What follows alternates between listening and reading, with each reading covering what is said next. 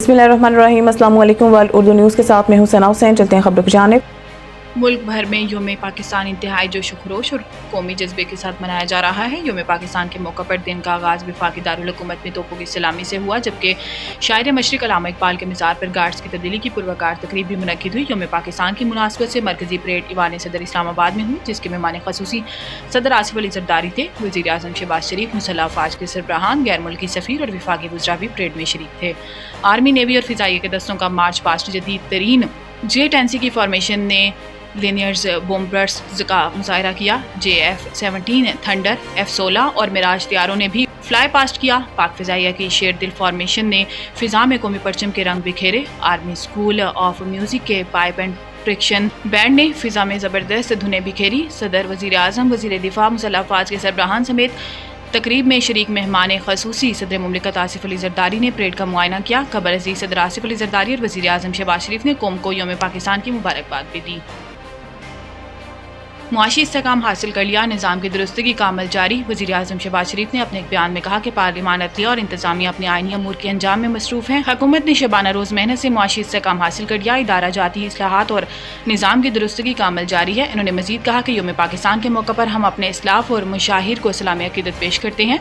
करारदाद पाकिस्तान लाज़वाल अहद की ताबिंदा दस्तावेज़ है।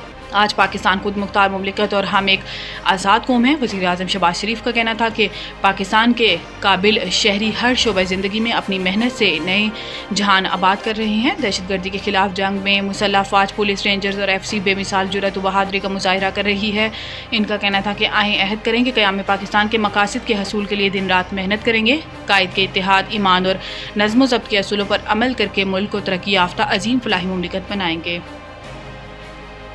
जंग अफगानिस्तान और पाकिस्तान के लिए मुफीद नहीं। सरबराह JUI मौलाना फजल रहमान ने कहा कि जंग अफगानिस्तानी और पाकिस्तानी के लिए मुफीद नहीं है। निजी टेलीविजन चैनल को इंटरव्यू देते हुए मौलाना फजल रहमान ने कहा कि जंग अफगानिस्तान और पाकिस्तान के लिए मुफीद नहीं। अगर हम जंग के लिए आगे बढ़ रहे हैं तो कदम रोक लेना चाहिए, जामे हिकमत अमली की तरफ जाना चाहिए। सरबराह JUI ने कहा कि पाकिस्तान से अफगानिस्तान जाकर 20 साल तक लड़ने वालों से बंदूकें वापस लेने में अफगान तालिबान को भी मुश्किलात हैं। इनका कहना है कि इस काम के लिए वक्त चाहिए। इस पर इत्तेफाक राय हुआ था, मालूम नहीं आज हमने मामला क्यों बिगाड़ दिया।